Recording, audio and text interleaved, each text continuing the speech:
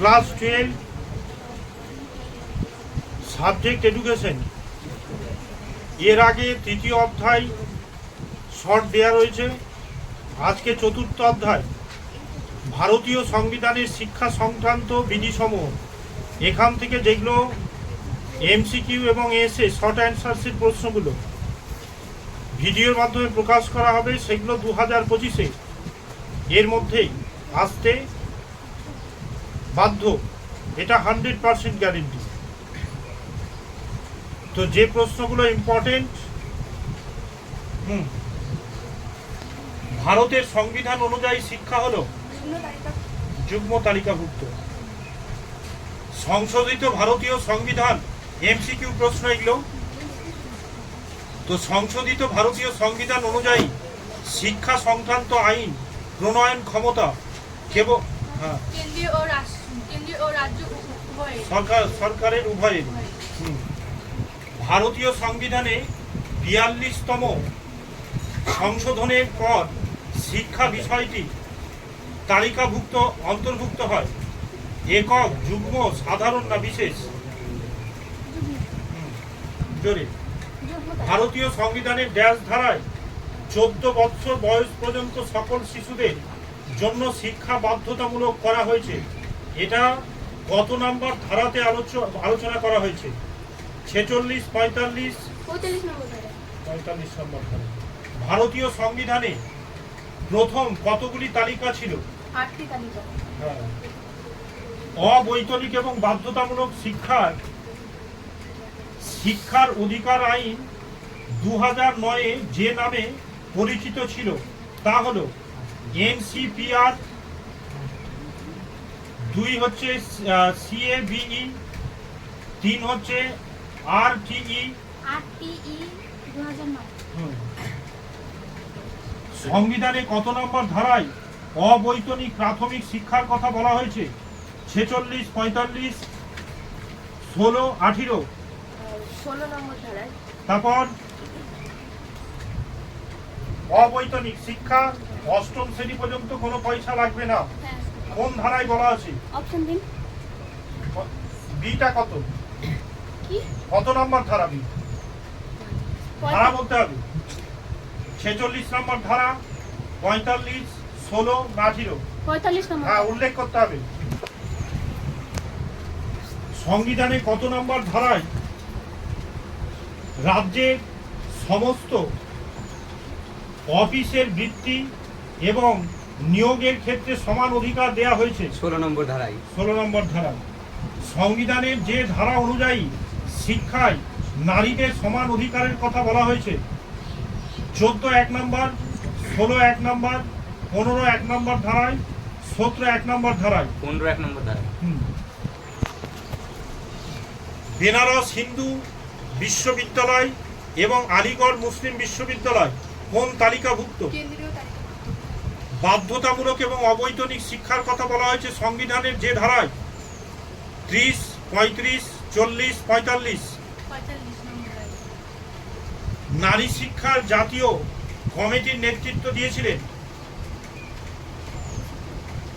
ভক্তবৎসল সরম, দুর্গাবাই দেশমুখ, পদ্মজা নাইডু, ইন্দিরা গান্ধী? দুর্গাবাই দেশমুখ। জোরে। দুর্গাবাই দেশমুখ। সংবিধানের যে ধারা অনুযায়ী শিক্ষায় নারীদের সমান অধিকারের কথা বলা হয়েছে? 14 1, 15 1, 16 1, 17 1? 15 নম্বর ধারায়। 15 1। হ্যাঁ, 15।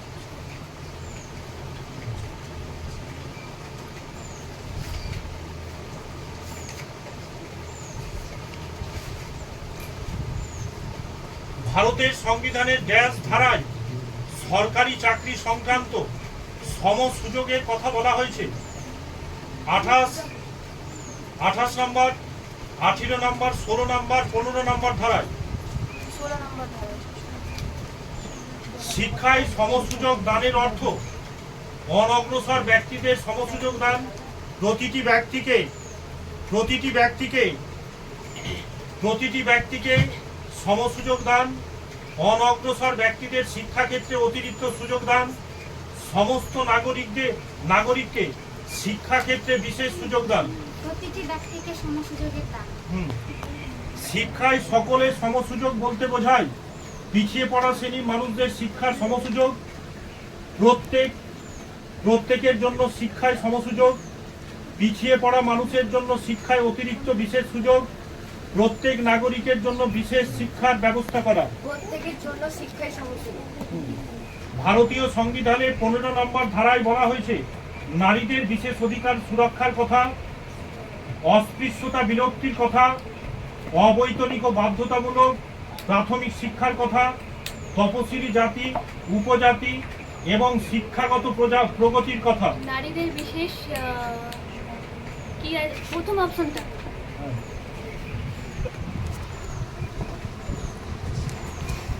ভারতীয় সংবিধানের কোন ধারায় তপশিলি জাতি, তপশিলি উপজাতি এবং দুর্বল শ্রেণীর শিক্ষাগত ও আর্থিক সমসুযোগের কথা উল্লেখ করা হয়েছে? 30 নম্বর ধারা। 30 নম্বর ধারায়। 30 না 46? 46 নম্বর ধারা। ইম্পর্টেন্ট এটা। এবার হচ্ছে এখান থেকে এসে প্রশ্ন যেগুলো ইম্পর্টেন্ট।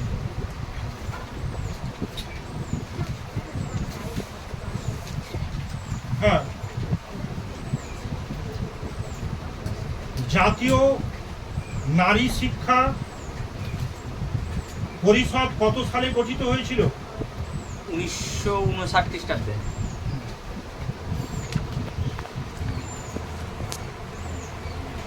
নারীদের সম সুযোগ সুবিধার কথা সংবিধানের কত নম্বর ধারায় বলা হয়েছে? 14 থেকে 18 নম্বর। 17 নম্বর ধারায় কি বলা হয়েছে? 17 নম্বর ধারায় বলা হয়েছে সাম্প্রদায়িক শিক্ষা প্রতিষ্ঠান ও সাম্প্রদায়িক শিক্ষা প্রতিষ্ঠান ও বিদ্যালয় অস্পৃশ্যতা বিলুপ্তির কথা। নারী শিক্ষা সম্পর্কে ভক্তবৎসলমের নেতৃত্বে গঠিত কমিশনের যে কোনো দুটি সুপারিশ উল্লেখ কর। প্রথমটি হচ্ছে যে যারা শিক্ষা দান করবে তাদের একটা বাসস্থান করে দিতে হবে ওখানটায় স্কুলের কাছে। আর দ্বিতীয়টি হচ্ছে যে বেশি করে মাধ্যমিক শিক্ষা ব্যবস্থার জন্য স্কুল বানাতে হবে। মেয়েরা যেন সুযোগ পায়। হ্যাঁ, মেয়েরা যেন সুযোগ হ্যাঁ, তো ওটা উল্লেখ করতে হবে তো। বারাণসী বিশ্ববিদ্যালয় শিক্ষা কোন তালিকাভুক্ত? কেন্দ্রীয় তালিকা। হংস মেহতা কমিটি কত সালে গঠিত হয়েছিল? 1961 সালে গঠিত হয়েছিল।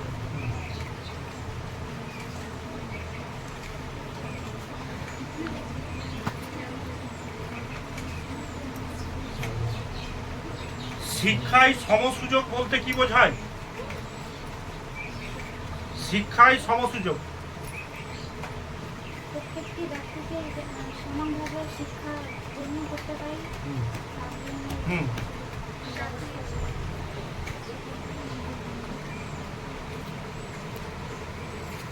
ভারতবর্ষে কাদের তপশিলি উপজাতি বলে অভিহিত করা হয়েছে? ভারতবর্ষে যারা আর্থিক সামাজিক এবং শিক্ষার দিক থেকে পিছিয়ে তাদেরকে তপশিলি জাতি বলে অভিহিত করা হয়েছে। আমাদের দেশে তপশিলি জাতি হিসেবে কারা বলেছে পরিগণিত? তপশিলি জাতি আমাদের দেশে যারা লঘু সংখ্যা জাতি মানুষরা যারা নিজেদের জাতপাত ভেদাভেদ সরকারিভাবে নির্দিষ্ট করা হয়নি তাদেরকে তপশিলি জাতি বলে আমাদের দেশে গণ্য করা হয়েছে।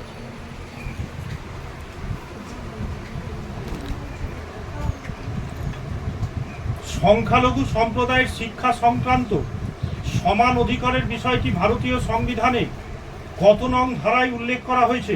30 নং ধারায়।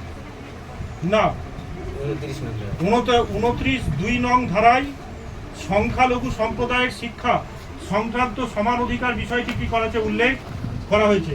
ভারতীয় সংবিধানের 30 নং ধারায় সংখ্যালঘুদের শিক্ষার জন্য কি বলা হয়েছে? ভারতের 30 নম্বর ধারায় বলা হয়েছে সংখ্যালঘুদের জন্য বলা হয়েছে যে তাদের জন্য উন্নতর মানে বিদ্যালয় স্থাপন করা কথা।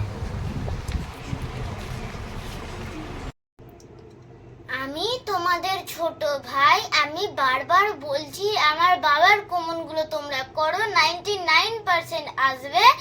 ও তোমরা অনেকে ভিডিও দেখছো কিন্তু লাইক আর সাবস্ক্রাইব করছো না।